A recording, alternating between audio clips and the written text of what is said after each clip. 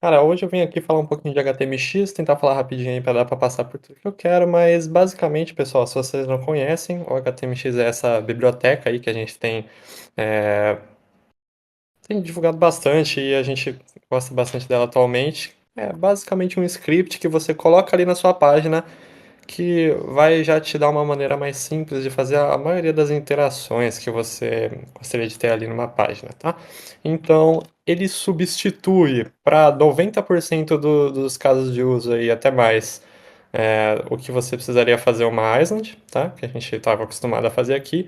Então, especialmente para e-commerce, assim, sites que são bem heavy em conteúdo, né? Então, eles têm muito texto e imagens. Ele é uma excelente saída assim para tu criar interatividade na página e você consegue fazer a maioria das suas páginas sem nunca precisar criar nenhuma island, né? E daí isso é legal porque você não precisa enviar a banda do Preact, não precisa enviar nada além do próprio script do HTMX, tá? E daí fica essa única dependência sua cacheada lá e é bem show de bola isso. Aí, né, galera, vamos passar rapidinho aqui para o que eu quero mostrar para vocês no Storefront, tá? Então, como que o HTMX funciona? Eu acho que, na verdade, é melhor eu entrar aqui numa introduçãozinha. Como que ele funciona, tá, galera? Ele vem numa filosofia de meio que estender, né, aquela funcionalidade que a gente já tem no HTML de uma forma declarativa, né? Então, se você tá hoje ali fazendo uma ilha, você meio que tem que... Até esqueci o contrário de declarativo, Matheus. Você tem que imperativamente Interativo, isso. fazer lá uma requisição, tal. Quando você quiser fazer isso numa interação. Então, por exemplo, um usuário clicou no botão, você quer mudar, né, aquele produto que está sendo exibido. Se você quer, no caso, fazer isso sem performar um refresh na página inteira, né, que é o behavior normal de um form, sei lá, você vai ter que ir com o JavaScript dar fetch no negócio, ir lá, dar replace, e fazer a tua lógica, né, que esses casos de uso são os tipos que o HTMX já traz pronto para a gente.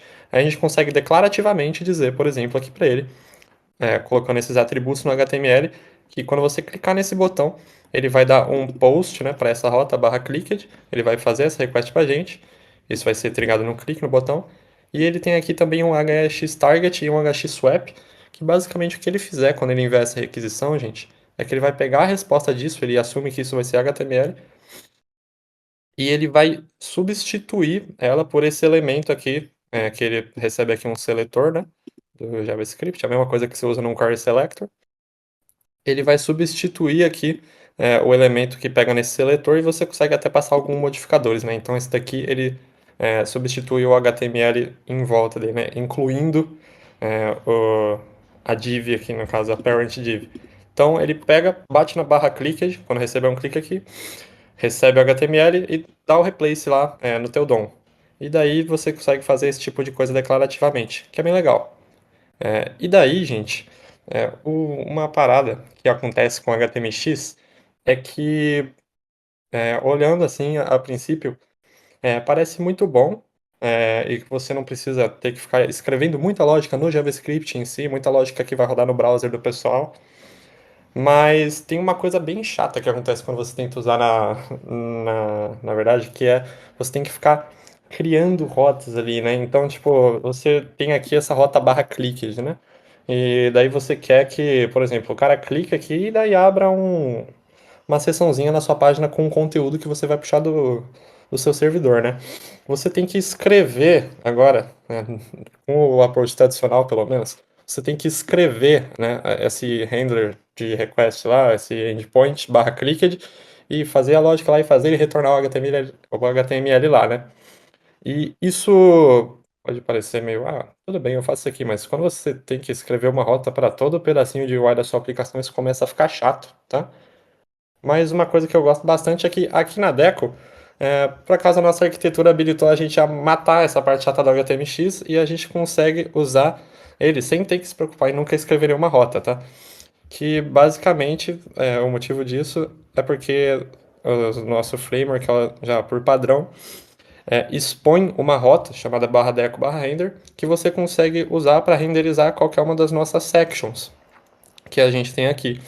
Então essas sections nossas são os componentes lá, que vocês já devem estar acostumados, mas basicamente nessa rota barra deco barra render você pode enviar as propriedades lá, que são as props que vão chegar no componente, e ele faz essa renderização lá do lado do servidor e retorna o HTML pra gente. Então, meio que só de criar os componentes e sections, que nem a gente sempre esteve fazendo aqui na Deco, a gente já vai ter ali, né, todos os endpoints que a gente precisa para usar. E a gente até expõe uma API bem tranquila de se usar para fazer isso, que é esse hookzinho aqui chamado useSection, tá? E por mais que ele esteja como useSection, ele seja um hook, a gente não usa ele no lado do cliente, é 100% server-side, tá? E o que esse cara faz, na verdade é bem simples. Ele só traz pra gente uma string de volta com a URL.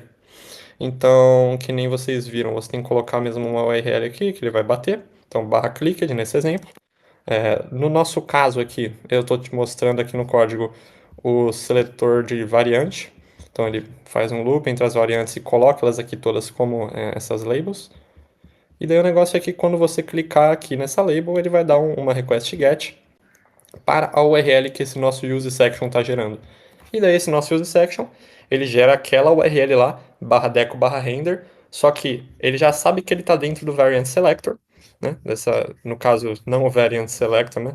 A gente tem aqui um pouquinho mais de atributos, que eu vou explicar já, mas quando a gente usa esse use section aqui, ele sabe que ele tem que colocar aqui a URL que vai retornar o componente certo, né, com as propriedades certas renderizadas do servidor. E a gente pode até dar uma olhada nisso aqui, né? Se a gente inspecionar o variant selector aqui, a gente vai encontrar aqui a label hxget barra deco barra render, bababá, um monte de coisa que são as props, tá? E daí, né, vocês vão ver que ele tem algumas outras coisas, modificadores, que eu não vou entrar agora porque dá um pouquinho mais de trabalho de falar, mas você tá vendo aqui que o hxtarget dele você consegue criar um negócio bem interessante aqui, que é um código bem descritivo, acho bem legal. Olha só, você pode escrever algo como o target, né, desse elemento hx vai ser a closest section, né? Então esse closest é um modificador e esse section aqui realmente é o elemento section do HTML. E ele sabe, só de você escrever isso, que ele tem que substituir a section mais próxima desse UL aqui, tá? Então, beleza. É, Agora que eu já expliquei para vocês meio que como a gente faz isso, né? Então, quando eu clicar aqui, ele vai fazer a coisa do HTMX, que é fez request pro servidor, o deco barra render lá, trouxe HTML de volta, substituiu, tá? Isso daqui já funciona aqui. Só que eu percebi, né, que bastante gente estava tendo um pouco de dificuldade com o fato de que a gente tem que, nesse caso que a gente está usando o use section, a gente tem sempre que ter uma section, tá? Então, às vezes você quer fazer essas interações num componente pequenininho, tá? Então, por exemplo, esse input aqui para você calcular, né? Você bota o CEP aqui, peraí, não vou escrever meu CEP aqui não, mas você bota seu CEP lá e calcula, né? O frete. Você não quer ter que. Supondo que isso aqui está dentro dessa section inteira aqui da PDP, né? Product Details, normalmente é o nome dessa section.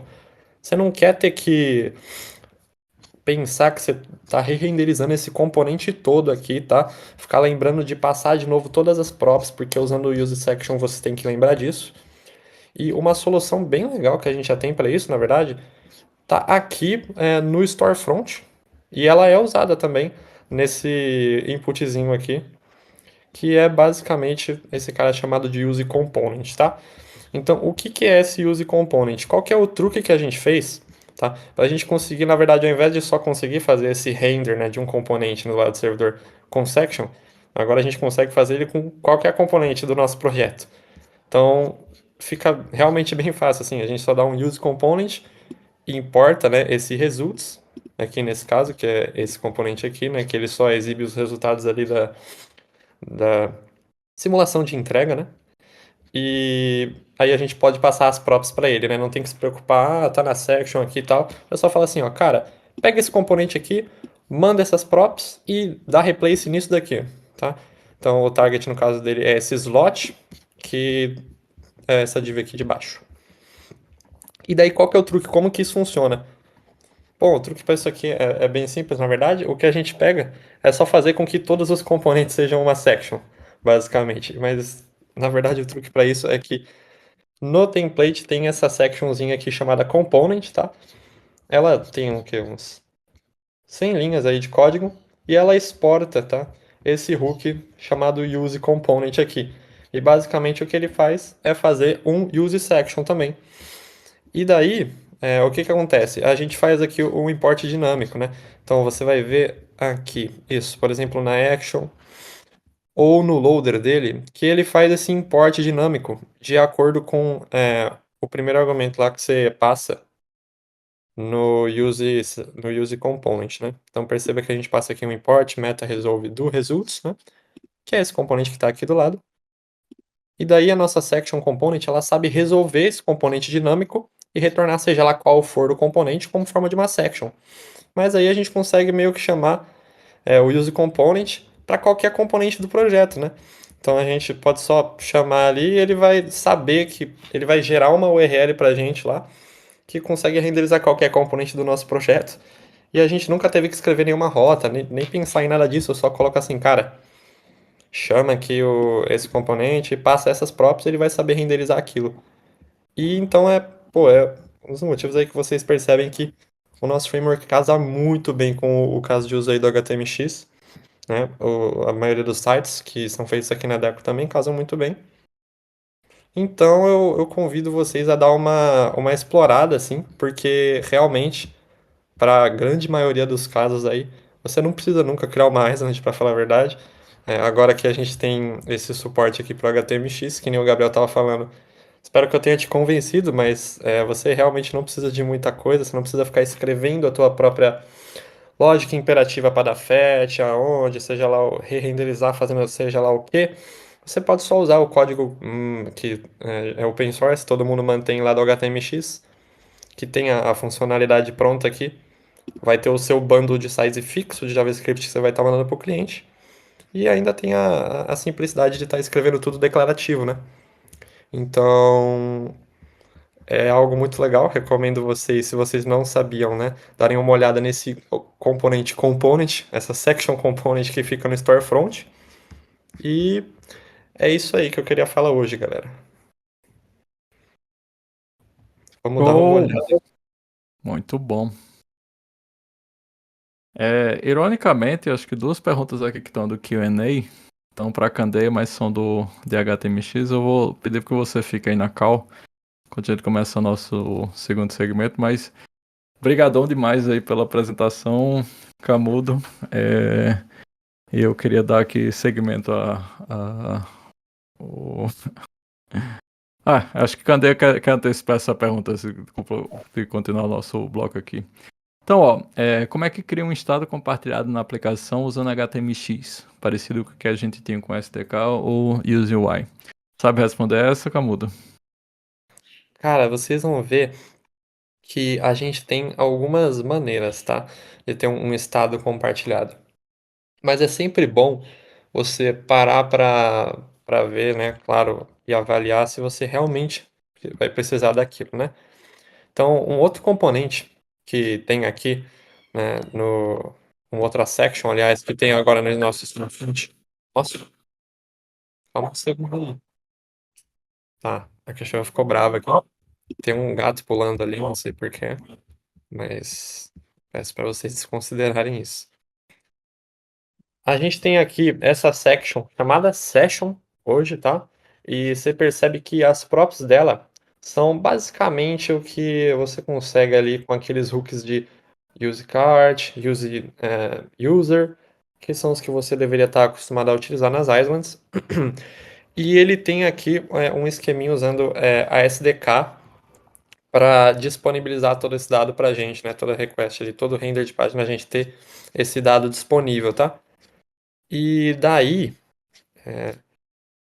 eu acho que esse cara é um pouco mais complicado para eu ficar destrinchando agora, mas ele basicamente coloca esse monte de providers aqui também.